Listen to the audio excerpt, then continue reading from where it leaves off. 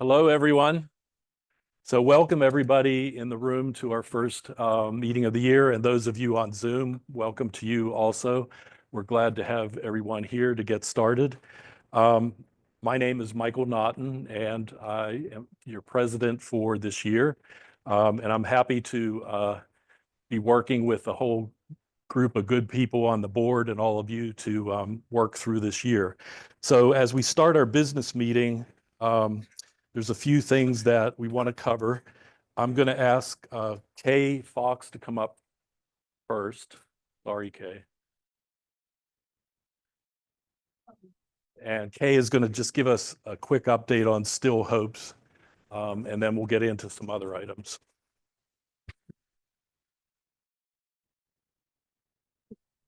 Still Hopes opens tonight.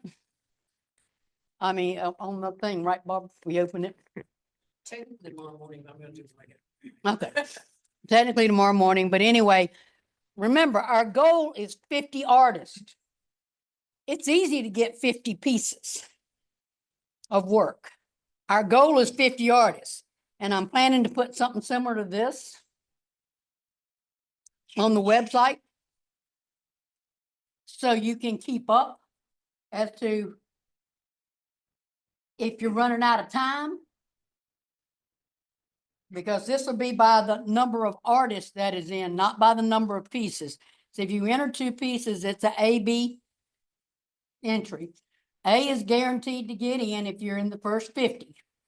But once we get 50 entries, or not 50 entries, 50 artists, then everybody's got just one picture in. But the goal is 50 artists. We got 39 last year, so we need 11 more. But we also need everybody last year to come back. So please work with us on this, and let's go for 50 this year. Say things open tonight or in the morning, whatever, and we'll keep up, and then we'll try to keep this on the Facebook and have it updated by the number of people who are entering, so you will know where you stand. Okay? All right. And thank you. Thank you much.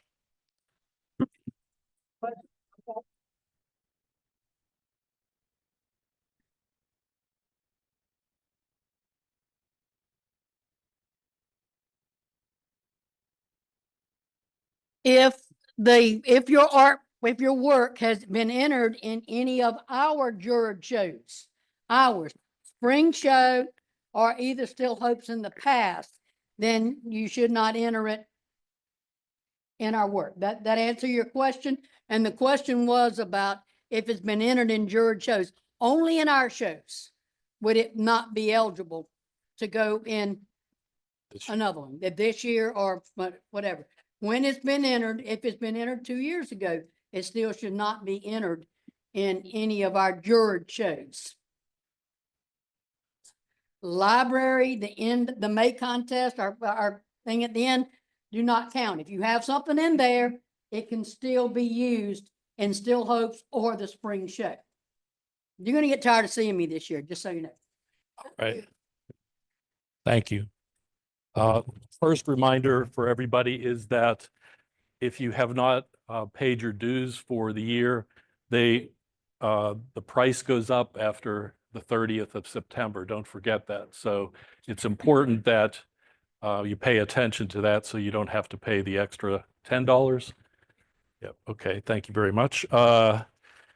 We also have some flyers. They're being put up around town for the Chapin Fall Festival.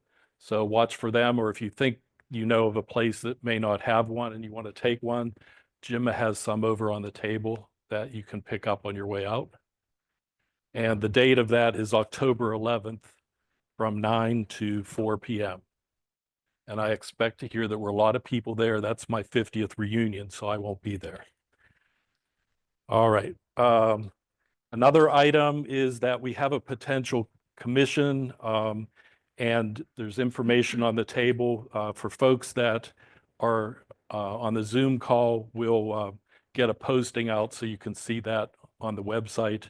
They're looking for a portrait of St. Thomas Lutheran Church. The turnaround time is rather quick, though. It's October 25th. It's for a gift for a pastor. So if you're interested in that, it'll be up on the table, or we'll put it online. Okay, so unfortunately, to bring this up again, we have our memorial fund for folks that were members and passed away, and we've set up some places on the site so that people can make donations for memorials for Faye Metz and for Ruth, or for JJ Casey, and we also lost Ruth Demira, who was maybe one of the original or very early members. Okay, 2 years. She joined 2 years after we founded the league. So keep that in mind. We will get a message out to the families so that if they want to make a donation, they can do that. But it's very clear on the website if you go in and look for it, if you want to do that. Or It's on the jury showcase. oh, okay, it's on the Jewelry Showcase. Okay. I wanted to thank Barbara Tusink for canvassing at the Labor Day Festival in Chapin. Barbara did a great job. I was there to learn. And Barbara knows all the people in Chapin, it seems like. But anyway, she had a stack of pamphlets to hand out. We got several people who expressed interest in membership. Some were just curious about what we do, but it was a good way to get out there and meet some of the people. So thank you, Barbara, for that. Liz and Barbara tell me that many of the workshops are now online. I took a quick look last night, so I saw that it looked like most of them were covered. I think they're looking for one or two more, so those will be added. So go online, and if you're interested in that, sign up as early as possible. You only have to make a deposit, even if it's out in the future, but at least reserve your space, and that helps us to know how many people are planning to come. The sponsorship drive is now underway, and I've put together some lists that are over on the table. One is a list that is asking for volunteers from the group to go out and meet with a business that gave us money in the past to sponsor the league. So if you have a relationship with a business and you'd like to do that, please pick up a packet over the table. Jimma will help you get the right one. We're also trying to reach out to a lot of new businesses in the areas where we live and serve and those kinds of things. So think kind of broadly about places maybe that you might suggest to us that we should ask. Dentists are good places because you can go in and ask your dentist when you're paying your bill or something like that. Your hairstylists, lawyers, anybody you get services from, like CPAs, or maybe a neighbor works for a company that you think might be willing and interested to be part of our league by sponsoring. I will challenge you to this. So last year we made like $6,400 in sponsors, which is very good. I would challenge you though, so that we can maybe do some different things, is let's shoot for 8,000. If we all work really good and all of us just got one, I think we would come pretty close, if not go over that amount. And there are a lot of new businesses coming into Chapin and Irmo and Newberry. And so those folks are interested in getting new customers. So think about that. And again, the paperwork's over there. If you're online on the Zoom call and you want some of the information, you're welcome to email me and I'll help you to get that information so you can help us out as well. I should have done this first, but we have two technical guys helping us this year, Daryl and Ned, and they're from Top Tier Technology Solutions. And Ned is going to be our main guy, but Daryl is going to help out with being a backup. So it's a great situation for us. We appreciate you guys helping us out this year. All right. Any other announcements that I missed? Yes, come on. That's the October 20th meeting. So many of you are very faithful and diligent in signing up every month. But I'm just gonna have this pass around. There's a pencil with it that belongs in there, so we'll try and keep that pencil with it. But just sign up, and if you, as long as you put your email and your phone number, I will remind you what you signed up to bring and when you should bring it. About a week before the meeting, I'll send you out a reminder. So we're just gonna pass this round and then I'll collect it up at the end. Okay, thank you, Joe. We also have a number of guests and new members here, so I wanted to acknowledge and thank you for coming. If you wouldn't mind, if you would be willing to stand up and introduce yourself and tell us what type of art you do, everybody would really enjoy hearing that. No, there's more.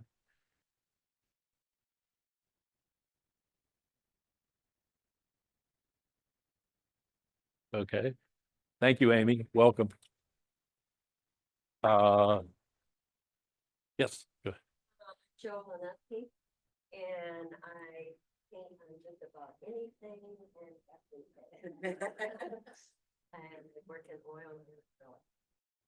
Okay, thank you. You have one over here. I do pencil drawing, charcoal, and I also do acrylic and some water-based oil. Okay. Lacking. Welcome, Carlo.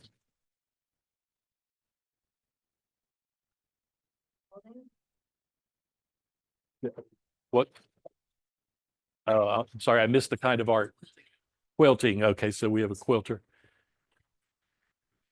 Charcoal.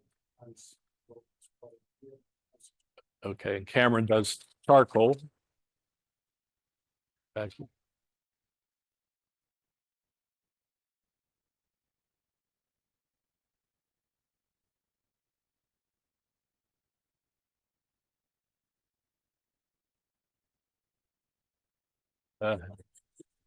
Welcome, Helga. For those online, Helga does a little bit of everything, so we're all interested in talking to her. Angie. I'm kind of a hobbyist with stained glass and mosaic, mixed media art. Okay, thanks, Angie. I'm Ginger Lee and I do wool, but went back to work full time and just retired, so I'm just now kind of get back into it. But Angie and our neighbors, and we joined last night online. Okay. Congratulations on your retirement too. Welcome to the club. Over here. I'm kind of new to the art. We've been doing it about 2 years. I'm self-taught and I do acrylic, and Okay. I'm trying to retire so that I can venture into more media. Okay, welcome. Thank you.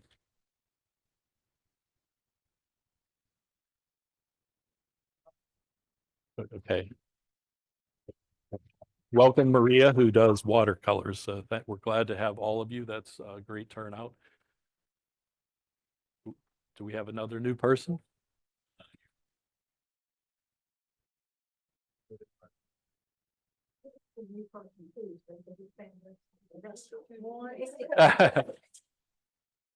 You can stay sitting if you want. Just tell us your name and what kind of art.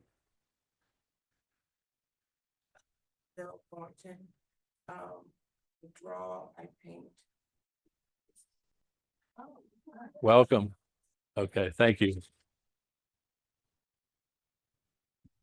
Great to have you all. Sorry to put you on the spot. That's okay. You'll be early next time, right? Okay, so any other announcements? I'll just say one. Okay. I will just mention, if you haven't seen it yet, there are 2 new pieces of community artwork that are available in the town of Chapin that we're going to be doing dedication ceremonies soon. So watch your inboxes, because we'll be sending notification about the when and wheres on that. But there's a big sculptural piece that's over by the St. Francis. St. Francis? Mhm. Yeah, thrift store. And then there's a big mural on the side of the new restaurant, The Shack. So they're both in the final stages and they'll be dedicated soon. So watch for that. We'd love to have as many people as possible come and help clap and celebrate the new artwork when we dedicate them. Right, thank you. And I've seen both. They're both very good, and they're worth going to see because they're both very unique. So take some time to drive by there and take a look. All right, so the next thing that I wanted to cover in the business meeting was we did a survey this summer, and we had about 33% participation, which isn't bad for a participation rate. I came out from working at Westinghouse, and we always wished for 66%, but you usually didn't get that high. So we didn't do too bad this time. So I wanted to go over just a few of the things, the highlights that I saw in there, and then talk a little bit about what I think that means for our group. And I'm going to try to step out of the way for these folks. Is that okay? All right. You go to the next one. What's that? Point at me, whatever you need me to. Oh, gotcha. Okay.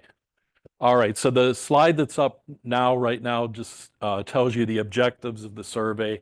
We just kind of wanted to see what people were thinking about, see what kind of opinions you had about different offerings and ways to be engaged. And we want to try to use some of the survey results to help us with the goals that we set and objectives for the future. So we had a participation rate that showed that we had 49% of the people have been here in Crooked Creek for a long time, which means we have a really solid organization. So that's a great thing. And then we had a nice distribution of the other groups of people from different years of experience with Crooked Creek, which is also good. And you'll hear at the end of this why this is important to us. So when you see that many people that have been in the organization that long, it means that sometimes they might decide to retire and from the organization. And we want to keep the organization in Crooked Creek serving the Midlands and doing all the great things that we do. So in order to do that, we have to figure out how do we invite more people in that can help keep this great thing going. Next slide.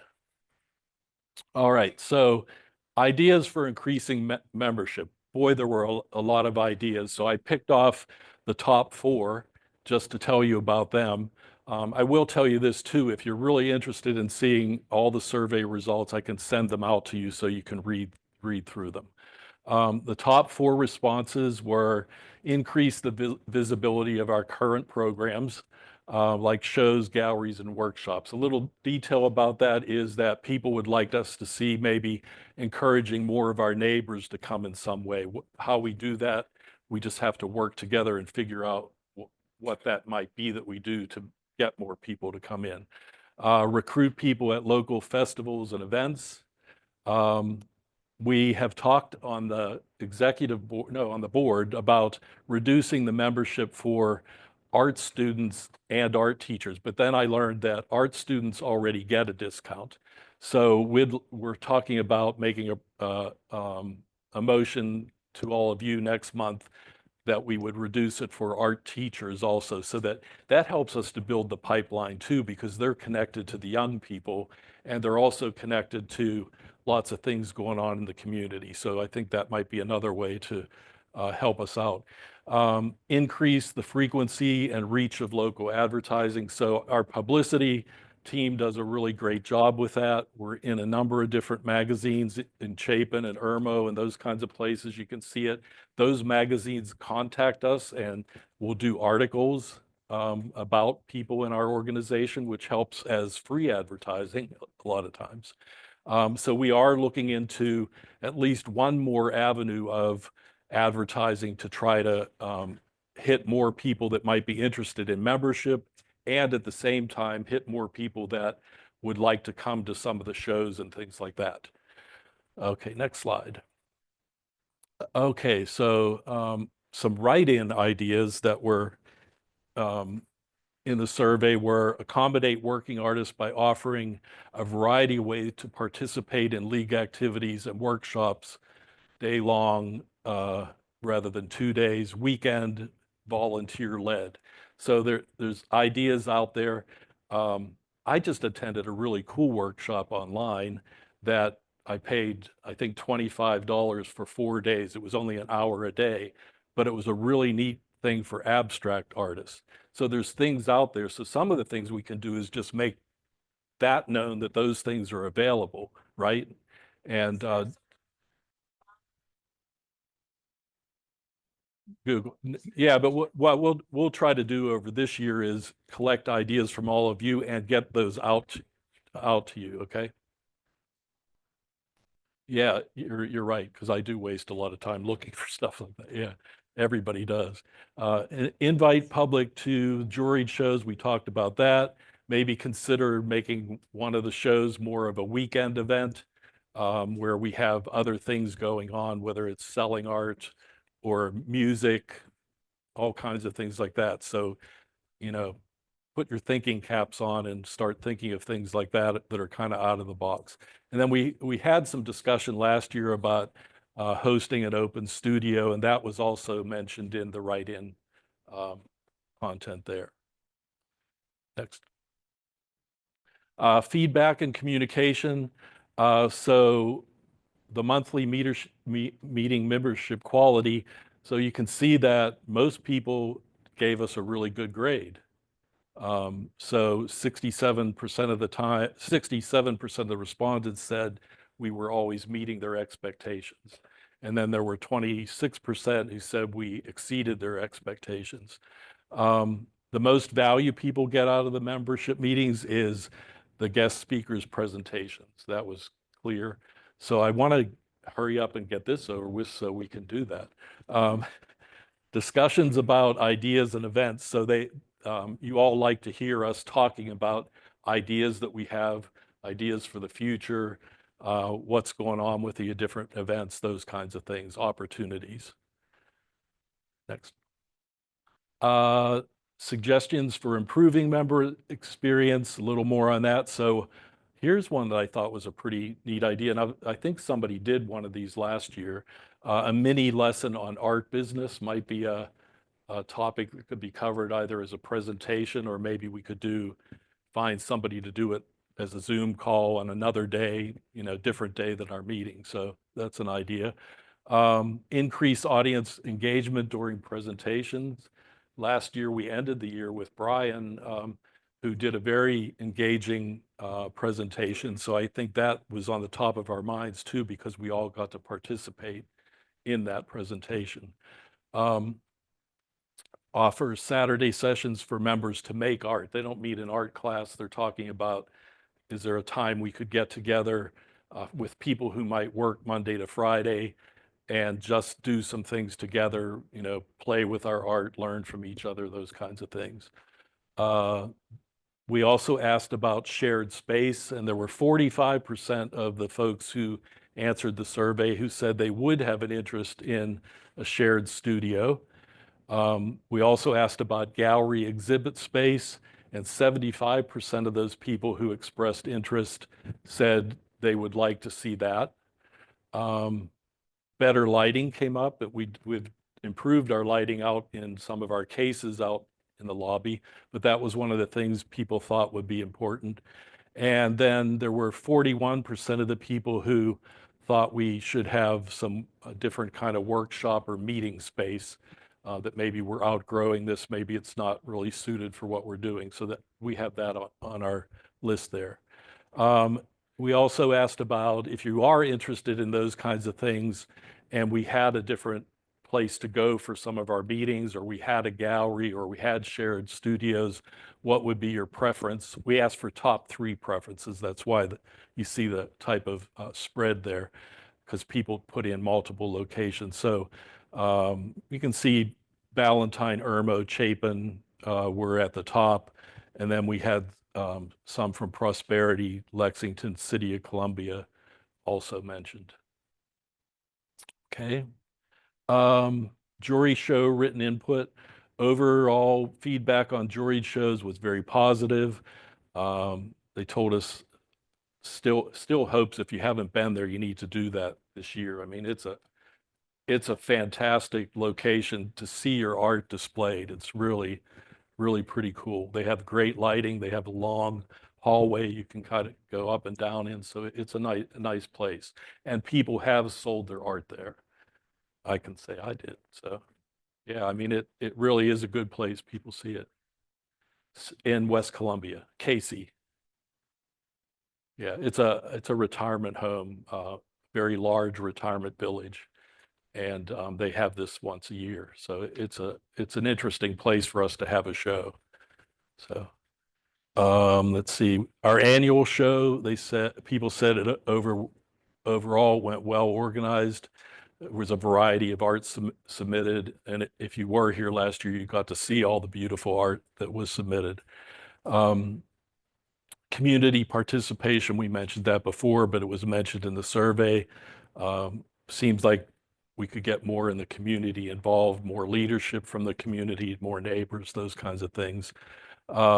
Consider making the annual show more of an event by doing things that the whole community would be interested in participating in. Both shows consider using jurors for paintings who have experience in different genres, abstract, impressionism, realism. Yeah, maybe you do, because I'm relatively new, so I wasn't sure about that, but I put it in there so you could see it. And people asked, is the park the best place for the annual show? Are there other options that we could consider? So all ideas are great ideas. We need to consider those things and look at them. It's nice that all of you were contributing those ideas to us through the survey. Okay. Priorities for the league in 2025 and beyond. So maybe expanding our educational opportunities is something that I was thinking about, that we could wrap our arms around a little bit and figure out what are some new things that we could do different. Strengthening the community outreach, we talked about that. We talked about looking at alternatives for a gallery, studios, meetings. That's a kind of longer term thing. But, you know, when we think about leaving a legacy for the members who come after us, that's something that could really help the community. And there's an interest in the community leaders and things like that. So that might be something we want to think about.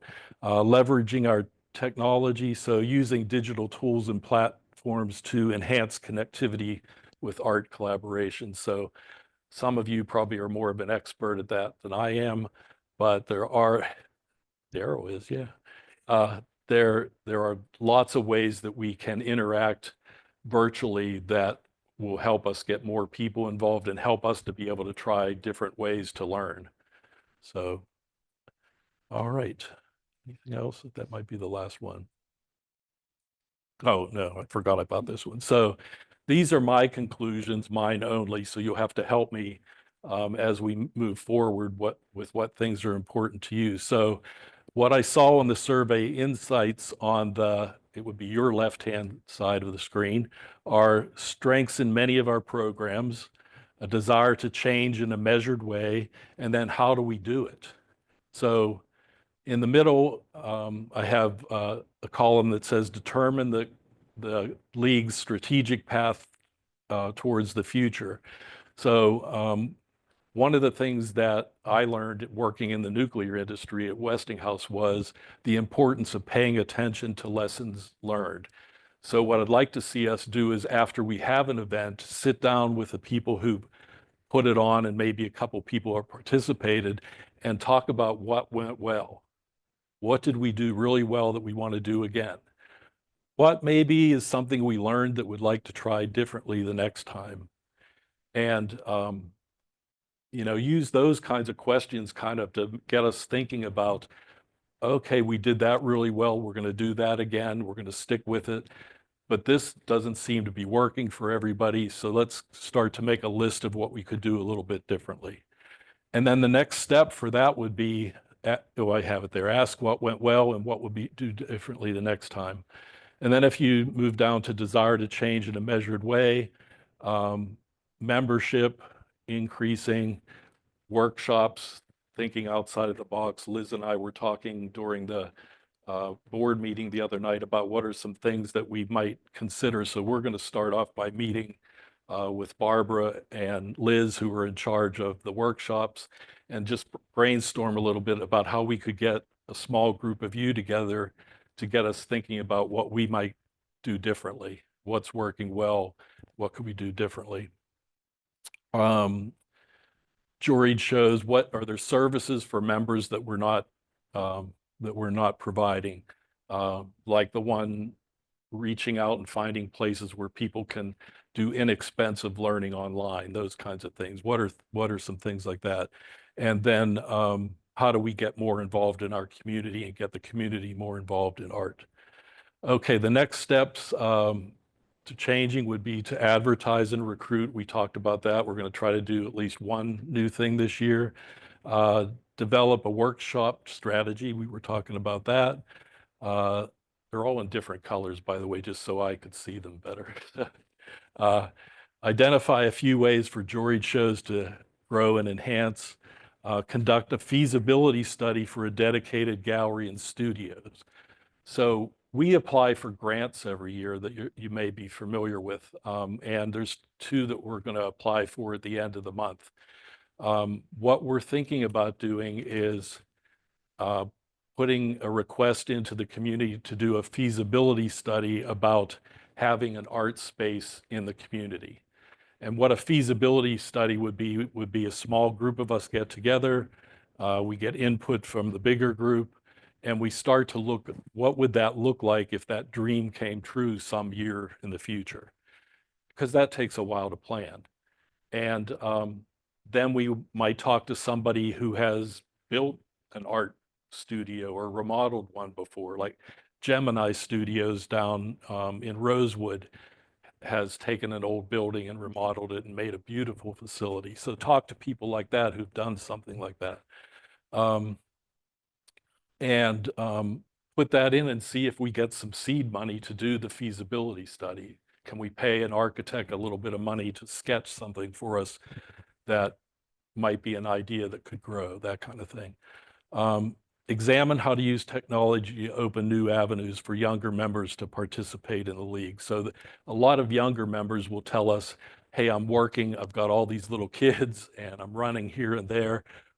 Is there something you can offer to me that would be helpful so I can participate? So we can think out of the box that way too. All right, so how do we do this? So we talked about forming a small team to examine how to build on to what we have for juried shows. And we always need volunteers for all these things anyway too. So we want to get people thinking about that too. Form a small team to think about the space feasibility study. Form a team to brainstorm ideas for engaging members in new ways. And you know, we need people to volunteer to be on those teams. And if you really have a interested in that, or you just want to talk about it, you can talk to me about it or talk to any of the board members. If you're really, really interested, give your name to one of the folks at the table on your way out, and we'll keep a list and get in touch with you. All right, so that's the survey. That's kind of the direction I would like to get us thinking about going in the future.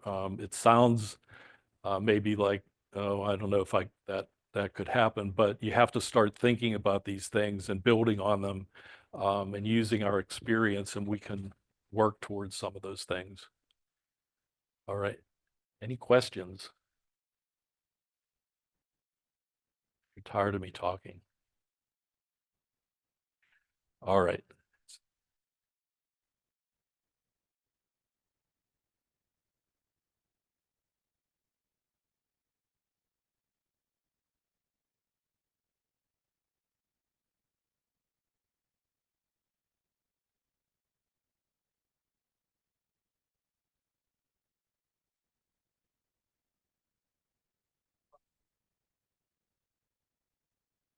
Oh, okay.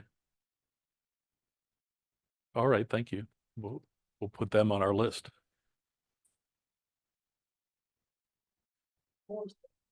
Oh, I just saw something about that recently.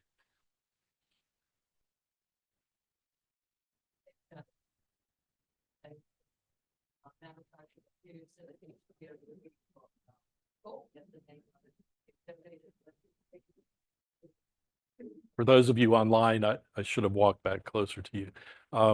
What's your first name? Peggy?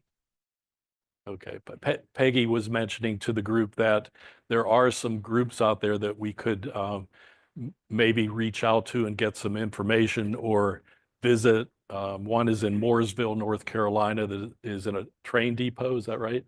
And the way they're doing it works really well. And the other one that you mentioned was Seacoast, which is Market Commons. Okay, all right, thank you. All right. We have anything from the online audience? No questions yet. Okay, We're all good there. okay, thank you. You did say you were tripping. Yeah. The size 13 shoes will do it. I blame it on the shoes anyway. Okay.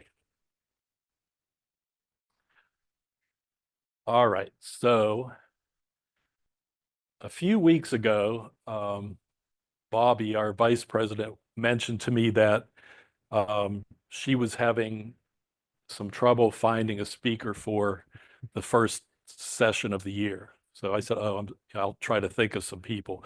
And she said, really why I called you was to ask you if you would do it. And I said, I'm a pretty new artist. And she said, yeah, but I'd like you to talk about what kind of art you do and why you do the art. So anyway, I agreed to be the presenter tonight to tell you a little bit about my journey. And we can go to the next. And we're going to buy a slide clicker. Do we? I couldn't find it. All right. All right. So I titled this Exploring the Origins of Talent in Abstract Art. So I only started painting a year or two before I retired, and I retired in 2021. And that was because my significant other, Roger, said, you need to find something to do when you retire. And I had actually painted a little bit earlier in my life, but with having kids and all that, it was kind of hard to balance both. So anyway, I started doing this, and I like it. I do it almost like it's my job. I'm kind of addicted to it, I guess. And I have fun doing it. And I like to share my art. I like to share it as gifts. I don't mind selling it, those kinds of things. But as I was progressing along, my mother was down visiting us in January, I guess it was. And so she's 88 years young, I tell her. And she said, Michael, where did this talent come from? And I was like, well, Mom, think about it. I said, Dad was a carpenter for his entire career. 2 of my uncles were carpenters. I think 4 of my cousins are carpenters. Carpentry is a very old art that has been around forever and ever. And Dad, in his case, his best skill was finish carpentry. So doing all the finish work in old houses and new houses and those kinds of things. That's what he loved. He loved to make doors, those kinds of things. His career took him into management, so he did a lot of different things that way. But so that's where I think some of that talent comes from. And I also think that, you know, sometimes there's things that happen in our life that we don't see right away. And you go off in different directions. So I'm going to talk a little bit about that. Go ahead.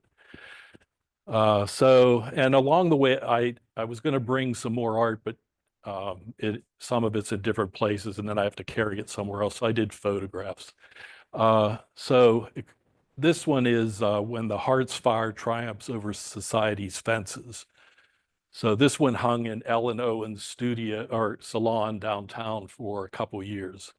And then a young woman contacted me one day and said she wanted to buy it. I was thrilled. So that was one of the pieces that I did where I started to try to use different things, like an old onion bag to make imprints on it, to use different tools that I have up on the table. If you haven't seen them, you can look at them. And go to the next one. So as we go through the presentation, I want to just talk about artistic expression, the story behind the work, why that's important and interesting to people who are our clients and who are our friends and family. The development of the techniques for abstract art, how I've learned about them and I'm still learning about it. The psychological and emotional factors behind artistic talent. And the more I read, there's a lot of it behind the abstract art, and I'm sure it is under other types of art too. But there's some interesting things that I learned by studying a little bit about it. And then how do you nurture and expand talent in abstract art? The two up here were two that for first time I tried a little bit of collage. So I had a book that was one of my favorite books called The English Professor, that's about a guy that's around my age and his wife passed away, and he starts to travel around the United States. And it's stories about what he encountered along the way. And so I had the book for years and years, so I decided to make some copies of some of the pages and make them look old and that kind of thing. So I embedded them into the paintings, and I just went from there. And if you can't tell, mauve and pink are one of my favorite colors. So you'll see that a lot through my work. So next. So one of the things that happens with all of our creativity is we get exposed to different things that stimulate our imagination. You know, in my family's case, Mom was one of the folks that at the time, crayons and coloring books were, she was just adamant that you would play with crayons and coloring books and those types of things. And she would sit with us when you were the youngest in the family. She would sit with you and do that with you a lot. I was the oldest, so I don't remember that part of it, but I remember doing it with the younger kids. So little things like that in your family, you get exposed to, and then it builds from there. Nurturing creative skills, so interacting with various forms helps to develop those essential skills that you use to create art. And I mentioned here, like Dad showing me how to use some of his tools and also keeping some of them away from me because I was never as agile as Dad was. So he used to take us kids, there were four of us, he would take us, never four of us at a time, but usually two at a time, to some of his job sites where he was doing extra work on the side, like building a room for a friend or doing a major repair to a bathroom or something. Like, he would take us on the weekend with him to see what he was doing. So it's exposure. Everybody has different kinds of exposure. The foundation for abstract art comes from different ways, and it can, when you're exposed to different things, you remember it. And if you do it, you remember it even more. So in my case, sometimes when I was a teenager, my parents allowing me to refinish old furniture was helpful to me. That's probably, if I think back, oh, okay, maybe that's why I was so interested in that, was like taking something old and making it look different and making it look bright and those kinds of things. I also, in school, thinking back, was exposed to it by being the stage manager for plays in high school and participating as an actor in plays, those kinds of things, and taking drama class. So you're exposed to all different kinds of art, which makes you interested in other kinds of art, right? So when you think about it, what kinds of things were you influenced by in your life that led you into art? Don't make me call on any book. I saw a hand.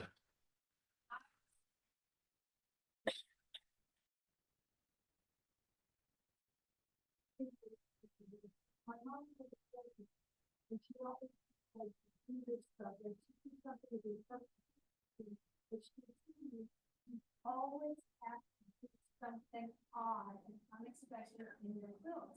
And so I was like, okay, Mom, so she put like random brownies and things, and I was just realizing how much that influenced me and I never even knew it. Hmm. It's these things like your dad and stuff, it's fascinating. Mhm.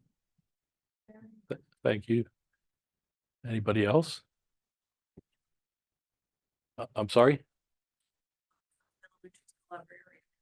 Really, really good art. Oh, yeah. The art and children's books, if you couldn't hear that.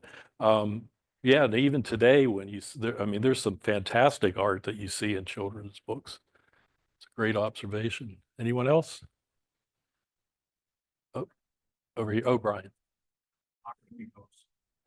Was not my radar, but 15 years ago, my wife said, I think I want to get into photography. And I ended up going with her to the first meeting or two and thought, I think I do too. Oh, good. Something we can get. Yeah. Yeah. So something you can do together, something you could do with a friend or family member. YouTube. Okay. All these different videos, people showing their artist process.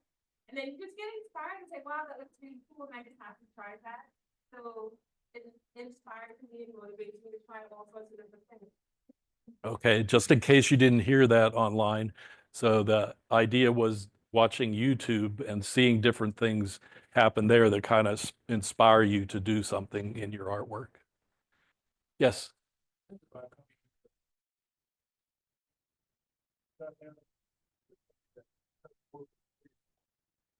Okay.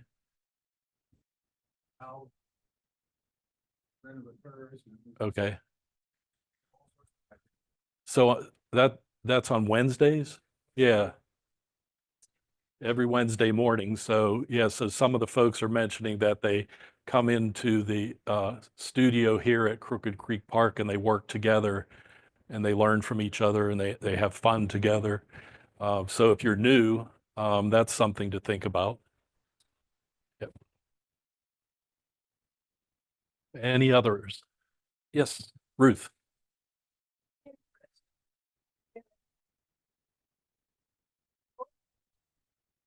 Exactly, step by step, sometimes how to do things. Okay. Okay. Uh-huh. Yep. So you go to Pinterest to search on maybe you want to do something with a truck or you want to do a garden. Okay. Yeah, great. Former presidents, Brad Arnold, Badger popped in to come to a workshop. That's kind of Okay. So you were influenced by repetitive encouragement. Yeah. I like that one. Yeah. Yeah. Yeah, the workshop. Yeah. Facebook. Okay.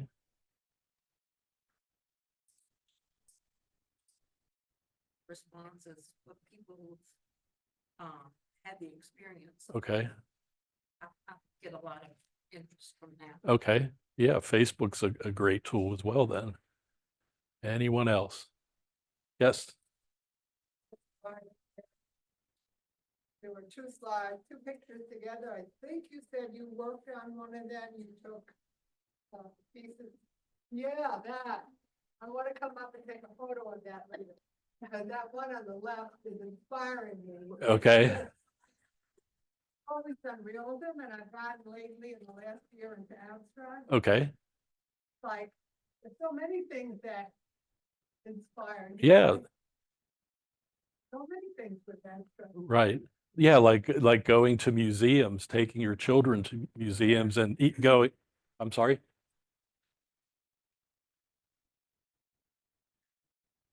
Yeah, I don't have it anymore. I do have a photograph I can email you if you let me know. Yeah. All right. Thank you for all that. Those are great ideas. And so, yeah, so we're influenced in all different ways. All right. So in the context of art, you can think about talent. So talent in art is an inherent natural skill that lets us express our feelings, what we're seeing, lets us show people different parts of the world that maybe they never went to through photography or through landscape, those kinds of things. Every artist has unique perspectives, right? You know, we each look at something different, and we don't see it through other people's eyes. So if you can take the time to look at different kinds of art, it will help to inspire you and helps you to see where you can take your talent as well. This piece was one I did very early on. There were actually two pieces. Absolute Unity in the Midst of Change. This was called Change. This was called, and then there is another one that goes with it that a professor from Columbia College bought, and so they're in his home. They're just small pieces, but I had fun doing that because I was at first just started playing, and then when I started to show people, there were people who, you know, were interested in it. Talent also involves intuitive grasp of complex artistic concepts that can transcend formal artistic training. So, and I don't profess to be one of those people, but there are, you know, people who just really get into their art so much, and they see it much different than I do for sure, and but they build on it from there. Next. Okay, so what's the difference between skill and ability and talent? So definition of skill: skill develops through practice, learning, experience over time, and improving performance of tasks. So in my case, that's practicing different things that I learn and doing them over. And that's nice. What's nice about acrylic is you can paint over it if it's not going well, you know, so, and try it again.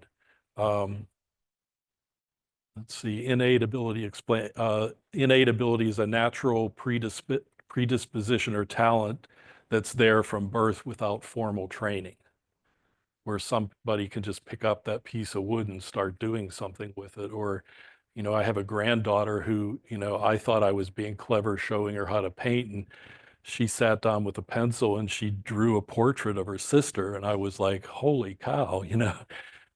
So, you know, people have that happen to them, and then, you know, in her case, her teachers are helping her to flourish in that and taking her in different directions with it. Talent and effort combined, that success in arts is shaped by both natural talent and the dedicated effort through skill development. So the more you learn, the more you practice, it helps you show your talent in different ways. So these are 4 different abstract pieces. This one, I should have brought this one in. This one, I used some neon paints, and I used lots of scraping tools. The name of it is something like urban something, but urban growth. It's about like urban sprawl. That's the title, urban sprawl. And so there's a little indication of roadways and things like that in it. This is one you'll see there's kind of a theme through some other paintings that was done for a church show that I was invited to be in, and the topic was hope. And I'll tell you a little bit more about that when I show you a better picture. This is one that is hanging at the house. And it's sort of like the ocean. People see the ocean in it, those kinds of things. And the top one is it's either this one that's out in the lobby or was out in the lobby, or another similar one. I had one like that at Still Hopes, and that's the one that sold. So, and it's just, you know, playing with color and shapes and all those kinds of things. Okay. Okay, so inspirations from family and environment. So talked a little bit about that, and we talked about plays, musicals. I love to go to musicals, and I'm sure that's where some of my interest came from, because seeing all those displays in the set and those kinds of things. People get a lot of inspiration from movies, YouTube, TikTok. People find it in all different places, reading a book, and all those kinds of things boosted by your family's encouragement can help you go in a direction that you might be interested in. Cultural, environmental impacts, so that happens in a lot of different ways. For me, this is a recent painting. It's actually up at Palmetto Gallery right now because I was there on Saturday. But I grew up near Pittsburgh, like 7 miles from Pittsburgh. Anybody from Pennsylvania? Okay. And have you been to Pittsburgh? Yeah. Okay. Oh, okay. Okay. All right. So, the skyline of Pittsburgh is really one of a kind, especially if you come from the south. We have tunnels and you drive through the tunnel and you burst into that at night. I was a recruiter early in my career, and the engineers who would come in to be interviewed thought that we planned that for them to come in at that time because it was so dramatic. And it was probably 9 out of 10 interviews with people out of town that would tell me that how that impacted them. So that's probably, some of where I like to do cityscapes in an abstract form. Streetcars up there because my grandmother and my mom used to take us into the city to go shopping a couple times a year. We were only 7 miles away, but there were streetcars that you could take. And it was kind of the subway at the time. Unfortunately, they're not there. They worked better than the buses, right? And Puerto Vallarta is a place that we've been going for vacation for the past 5 years. If you've not been to Mexico and you have the opportunity, go, because the colors and the art are just tremendous there. And it's definitely had an impact on the way I look at things and try to do things. Barcelona, Spain. When I was working for Westinghouse, I was, blessed with the opportunity to travel a lot of different places in Europe and Asia and the United States. And then this one is a state park in West Virginia. My parents used to take us to, pardon me? I don't know which one it was. I just grabbed something, but that one's West Virginia. We used to go on vacation for a week, and we would go to, many times we went to Kentucky. Their state parks were always tremendous. Ohio had some great ones as well. We're also influenced by our education. So I went to Penn State University. It's an enormous place to be, and there's all kinds of people there doing different things. And people asked me if I ever took an art class. I was like, no, I never took one. Then I remembered my senior year, I took Chinese art history. Wow. Wow. I was trying to remember, you could remember the piece, but what era did it come from and what year might it have come from? Yeah, so, okay, next. Okay. So the main characteristics of art, abstract art, and a lot of you already know this, is that there's a strong valuation of shapes, lines, and colors, maybe no recognizable objects, subjective to the viewer. Some say the opposite of figurative, realistic, or Renaissance style. You can feel free to do anything and try anything. That little workshop that I did online last week that was 4 days of an hour, it was just playing. And what this fellow tried to get you to do is take something in your studio and just start playing with it. So I took this was a old painting I didn't like, so I took it and I started just putting paint down, and I'll pass it around if you want to look at it, and just trying different things. And it is kind of a freeing type thing where you start to look at things a little differently, like, oh, I wonder what that'll look like. And, using different tools. I don't have my fork here, but I found this at Food Lion, and it's kind of cool, where you just kind of go like that, and it makes show you on here too. It'll make like a line on some of the paintings. There's all kinds of neat things you can try. I mean, it's a free world. Art is free. You just got to find things that are around the house and you can use them. So anyway, that guy just had us playing, and there must have been thousands of people on this call.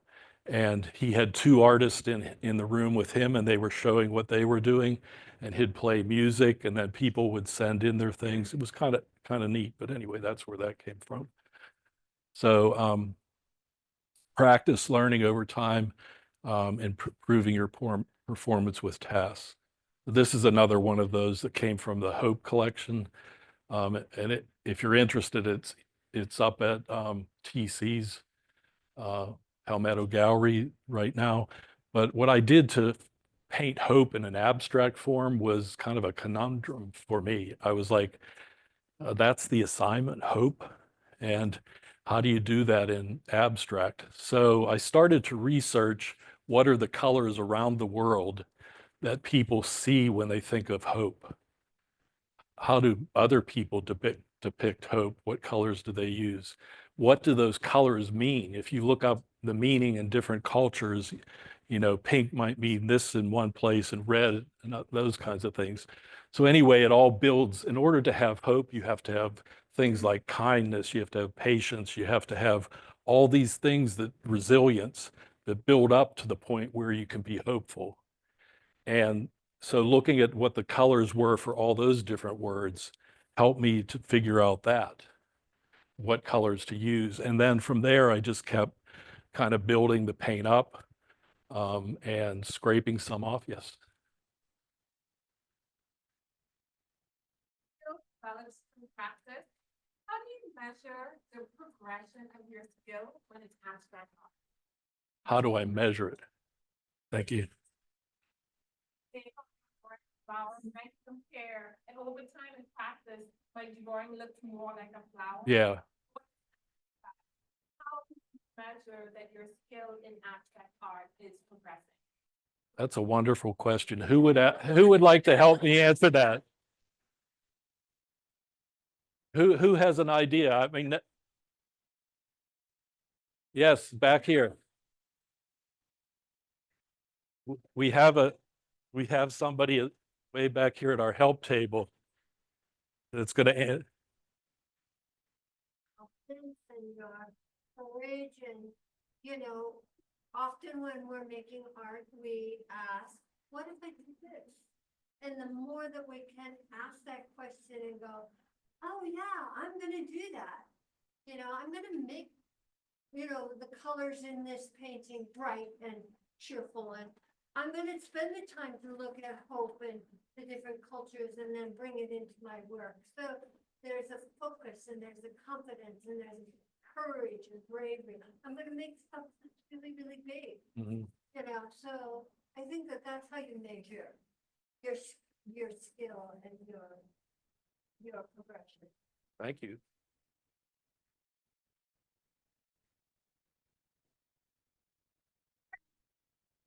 The measure of progress shows up in the canvas. But from your answer, the progress of skill for abstract art really shows up in you. Mhm. Because you're the one that's growing and changing. It's not Mhm. your Yeah, and I liked your observation there too about how inside you're changing and you're growing, those kinds of things. And that doesn't diminish what, yes. So Lit Hub says, basically, the big difference is based on how you look at your older work and how confident you feel going forward with it, just as it gets closer and closer to whatever you've been envisioning. Yep. Thank you, Lynn. We appreciate that. Yeah, so great answers, and thank you for helping me. And one thing about me that I just realized this working on this project. So right before I retired, I took a professional coaching course, not for football, not for basketball, not baseball, but to help people with leadership, help them through difficult times during their life, help them to find a new career, those kinds of things. So I did that for a year at a school in Atlanta during COVID. So for the first class was in person, the other classes were online. But the whole premise of coaching is understanding yourself and being very confident and being able to ask powerful questions of other people because most people know the answer. So I was thinking about that doing this presentation and thinking that's what's a little bit different about how I approached art was the confidence came from taking that class, the coaching class for me. And then as I did more and more art, the confidence built. So, you know, I think the answers that we're seeing are really amazing to think about if you're an abstract artist, especially. All right, next one. Okay, why abstract? So some of these answers are answers I researched, but they apply to me as well. So you want to, a lot of abstract is pieces with very rich meaning, which goes to emotion a lot. It's different and has impressive qualities.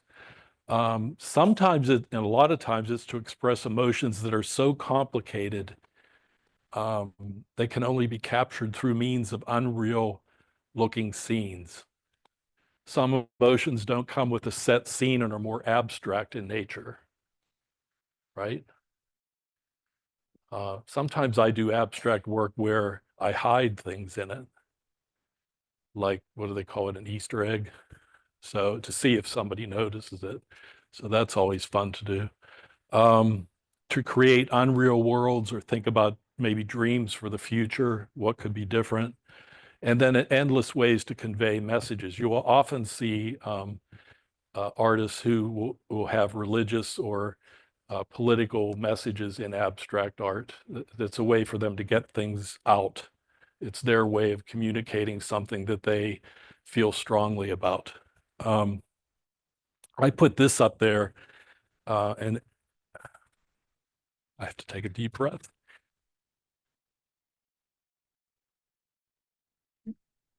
You might be able to guess. Why do you think I did that? Yeah. So, and I was doing it while at the end of his life. He was in Pittsburgh and I was here. And I couldn't figure out why I did it.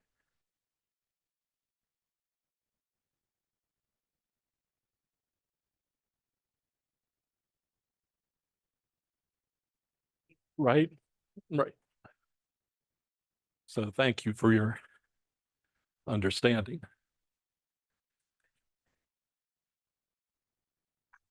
Never, and I hadn't done anything in a while, and painted in a while. I haven't moved. Uh-huh. But there was a particular day, I just felt stress, Mm-hmm. deeply frustrated and upset. Mm-hmm. Mm-hmm. The first thing that came, that's something abstract. Right. In it, it's dark, it's like a sea, and my title was The Storm. Uh-huh. And when I was done, I was no longer as stressed. Right. Yeah, I find that too. And that kind of ties to my second question for you. Do you find that in your abstract pieces, do you go in with the title? Or does the title develop as you're developing the piece? I've never had it be the title. I had it be the theme, like I told you, the hope, but the titles came later. So I love to play with the titles. So and sometimes it's reading different things, reading different poetry, those kinds of things where an idea pops in. Sometimes I'm in a hurry and it's just something dumb, you know, it's just like I got to name it. So here it is. But yeah, I like to play with it. That's part of my process, but it doesn't really happen till the end. Thank you for asking that. Okay, so next slide. All right, so exploring abstract techniques. So we talked about shapes, colors, forms. Painters deliberately choose whether they use brushes or palette tools. Move out of your way. Sometimes it can be kind of laborious and frustrating. So if you go into my studio, which is the room over the garage and one of our guest rooms, if you go up there, you'll see painting here, painting there, and some of them are like the one about my dad that are unfinished. And it's because I just get tired of it. Does that, anybody else do that? Do you do that in photography? Do you? First thing, you can have a good shot, you think, I can do something with this, and the more you work on it, the more you think, maybe not. Okay, so it does apply to photography. Okay. All right, cool. So, yeah, and creating variations in lines. So the thing that we were passing around, you can see there's some different lines in there. Unconventional materials. Hey, I was talking to a guy who's a sculptor. I'm trying to get him to join, and he uses cement in some of the paintings he does. And he's working to get it like really thin.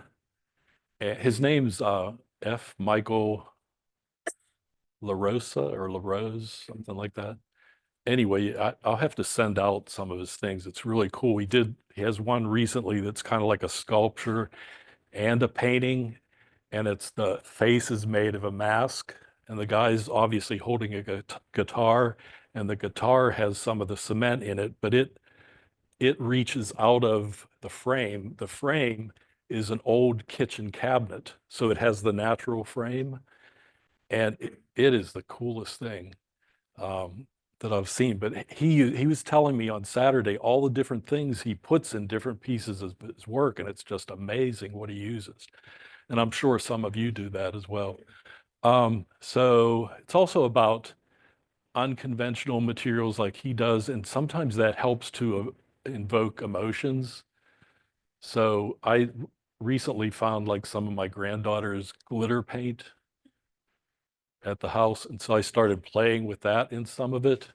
And the texture and some of the way the light changes is kind of cool. And it works for me on some of the paintings. So I've found you can actually buy paint in tubes that has it in.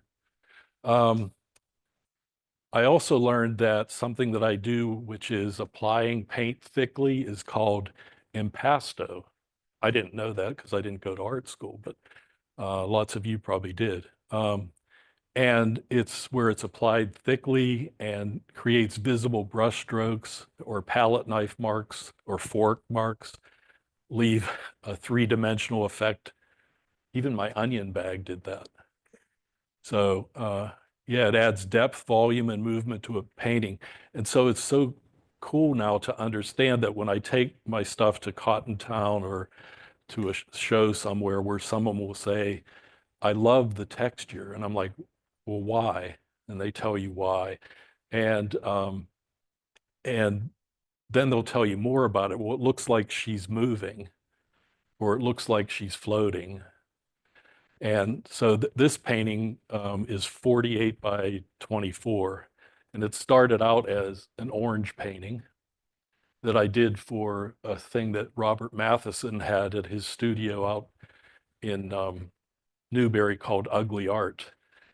And the guy that was actually the host of the show that put it on with Robert asked me to do an ugly painting. So I did an ugly orange painting.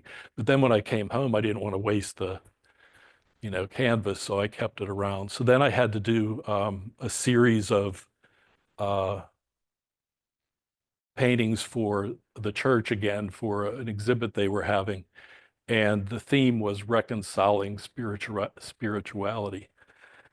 So I had all kinds of things started, and then I started playing with that canvas. And I thought, I'm going to try pouring some paint and see what happens. And I'm going to try to put some things that are really thick on there.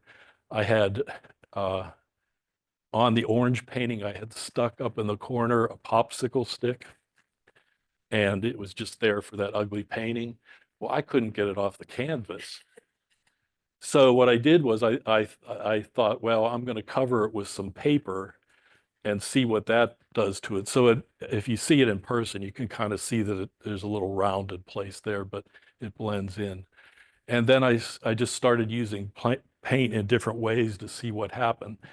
And as I did it, I realized that a figure was starting to appear. It wasn't really up here as much as down here, because the paint started to go like that.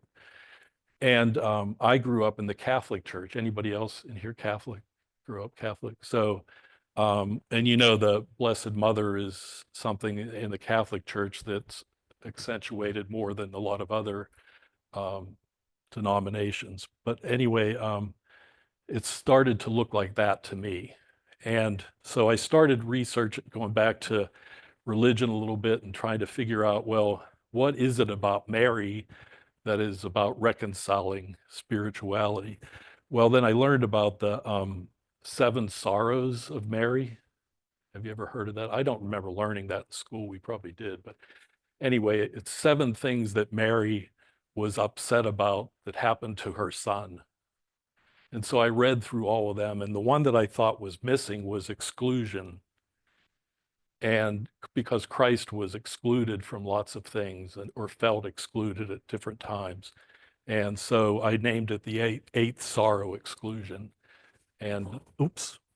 And it's interesting when people see this, how a lot of people see an angel. Anybody else see anything in there? I should have asked before I told you what they thought. Mary. Yeah, so a lot of people thought that's, yes.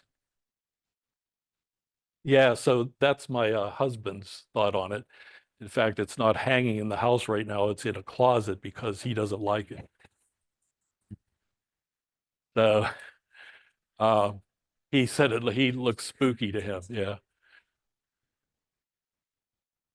Yeah. Yeah. Okay. I'll tell him that. Maybe he'll listen. Yeah. So Lynn Hubbs asks once again, so in regards to abstract art, how do you know exactly when to stop working on a painting? Because sometimes they'll get to a zone when working on a painting and it gets to the point where they accidentally get it to be overdone. Yeah. I've felt that before. Yeah, so sometimes you have to I kind of go with my gut when enough is enough, right? And there have been those some where I've said enough is enough, and then I've looked at it for a few more days and gone back and did something different with it. But yeah, excellent observation.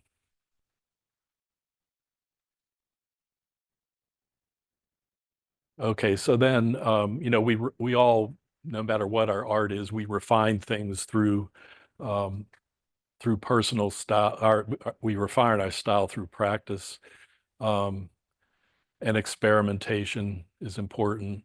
And then we develop some type of artistic voice, right? I guess that happens over time where you start to be seen as somebody who paints in a certain way, and you have some type of artistic voice. And I think in the abstract world, that comes out when you're in person with people at a gallery or at a show, and they start to ask you questions about it, and you kind of start to tell them the story behind maybe where it started and how it ended up where it is. And I like to ask the question, what do you see? What do you think the story is? To hear what their perspective is. And that's where I learn a lot about what people see in art. Because everybody's, you know, the next person that walks up sees something totally different. So the one up in the corner here is when I was trying to do something that was a little more architectural, using kind of the influence from Mexico and Spain and those kinds of things. So there's 2 similar ones hanging in our kitchen that I am not allowed to sell. And I said, I'll bet if I have the right price, you would. I like, for some reason, started painting guitars a while back, and there's one that's just leaving the Newberry Opera House now. It's sort of like, this one's hard to see, but it's a guitar with flowers. This one, the guitar with flowers, and this large one, I'm going to put in the state fair. I've never done the state fair before, so I decided to put those 2 pieces in. This one is abstract in a different way. When I first started out, Ron Hagel, who is the guy, one of the founders of Gemini Studios, he used to call me the line guy because I had lines and everything. And every time he would see me, he would say, introduce me as the line guy. So anyway, for that, I went back to sort of having some lines in it, and I played with the colors. And then this one is wine bottles and musical instruments. I've built on them just because people seem to have an interest in them. Okay.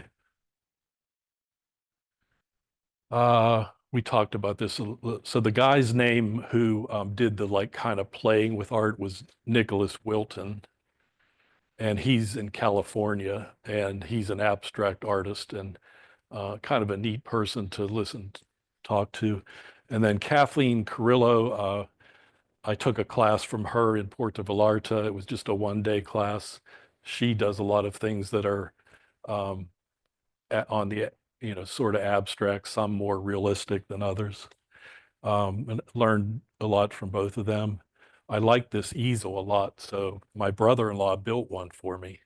It has peg holes on both sides, and you just slide the pegs in and out and then move your tray. It's really cool. So mine's not purple yet. Okay. Emotion and intuition, boy, we probably covered a lot of this already. So intuition and creation is sometimes our intuition is our guide. It's our spontaneous guide, when to quit, when to do something different.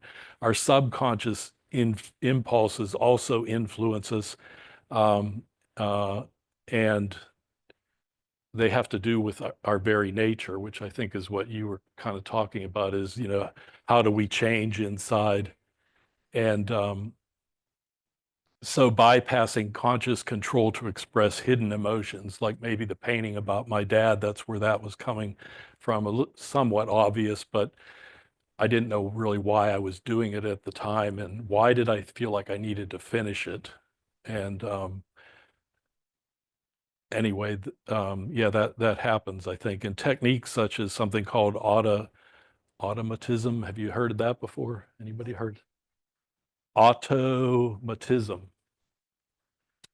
So it's really that whole idea of your subconscious and spontaneously things changing as you're doing your work.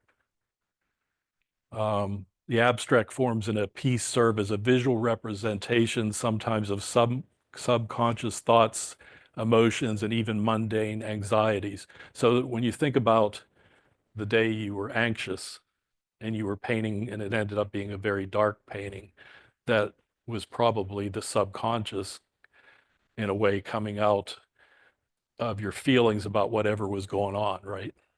Yeah. This painting's called Bridges, and it's just different connections. Okay, next one. So this is another one of the series. It's called Kindness, Love Them and Let Them Love You. So continuous learning is important, embracing new ideas. So when you hear of a new idea, embracing it and trying it, even if you don't like it in the end, it's sometimes worth trying. And I mentioned about Nicholas Wilton's play idea that, I mean, it was amazing that those 4 days of those hour sessions, and I can go back to them for a while, they're recorded, so I can look at them again. But taking the time to experiment with new material, like there were people just grabbing things from around their studio or office, wherever they were sitting, and putting them on their painting, string and ribbon and all kinds of things. So, and we heard the people talk or saw what they were saying in the chat, it was like they felt like they were just released from something, like it was, their mind was getting clearer about what they wanted to do. So, and I think that's maybe what's happening to all of you. Probably see that a little bit in your work in the free painting sessions, or what do you call it again? Open studio, yeah. Yeah. I mean, you probably have a little bit of that happening there too.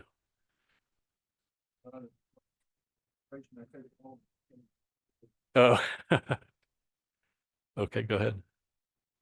Okay, so some of the things that is important to us, I think, as a league is collaboration. How do we collaborate through different artistic communities, connect with different places? We talked on the board about there's an interest in Newberry Newberry Arts. They're interested in coming up with some kind of partnership with us. We don't know what it is exactly yet, but they're asking the question, is there something together that would help both communities? So we're gonna talk to the director there about that, see what's up and see what they're thinking about. Shared learning, how can we have knowledge exchange and skill development through shared experiences? I think we do some of that by having speakers every month, by having workshop, those kinds of things, but there may be other stuff out there. And then do you have a supportive environment? You know, I think our community is very supportive of what's happening in art and Chapin with all the things they're presenting and allowing us to do or help in around town. And I'm sure Irmo and some of the other areas do similar things. And that's just a picture of my booth because I was able to be the artist of the month at the gallery this Saturday. So I thought I think there's one more. So I just said, ending, always remember to cherish those who supported your journey and those who enjoyed your experiences that, you know, you had along the way. And then remind me to call my mother. All right. Thank you. Any last questions or anything? No? Okay. Well, thank you everyone for joining us. Oh, we have one more thing. Our next meeting's on October 20th, by the way.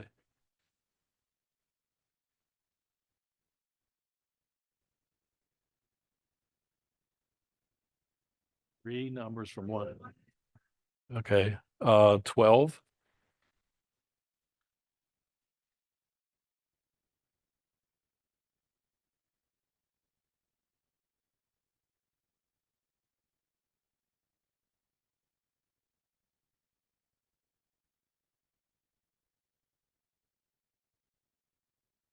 One to what was the what was the range?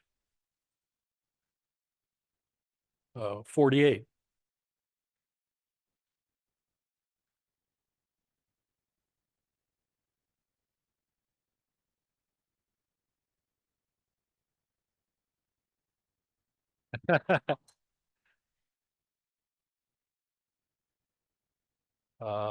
Let's see, number 18.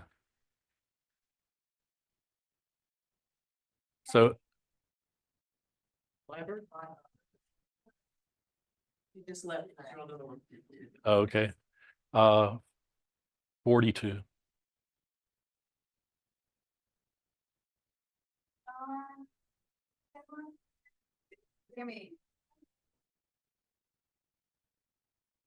So for those of you who are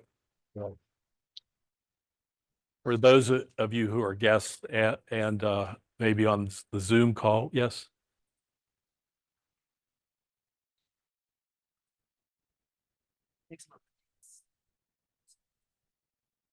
Next month. Yeah, but I can talk about that. So at the end of every meeting, we pick some numbers from the sign-in sheet as a way to kind of have a little fun and reward people for coming to the meeting in person. Yep, for showing up. Yeah. And next, a lot of you are familiar with the program Artists for Africa. And that's a program that a group in Colombia runs. And what they do is you paint on postcard size canvases and you donate it to them. And they have a session, like a big gala type thing at a hotel downtown, and people line up to come in there and they buy these and the money goes to Artists for Africa and schooling and things like that for that program. And so one of the people from that team is coming in October just to talk to us for 5 to 10 minutes. And like other years, she'll have some of the canvases here so you can take some and then you just paint whatever you want to paint on them and you don't sign them, but you sign the back. Yeah, sign the back. And then they actually, you know, sell them at the gala and they raise a lot of money that way. So that we participate in that. So she'll be here next month. And there, Thank you. there are a lot of big art lovers that help support that cause. And they all go and they see your art. So it's a good thing to do, even though you don't get paid for pieces. Yeah. Yep. All right. Anybody have any last things that I might have forgotten? All right. Thanks everyone for the food. We appreciate it.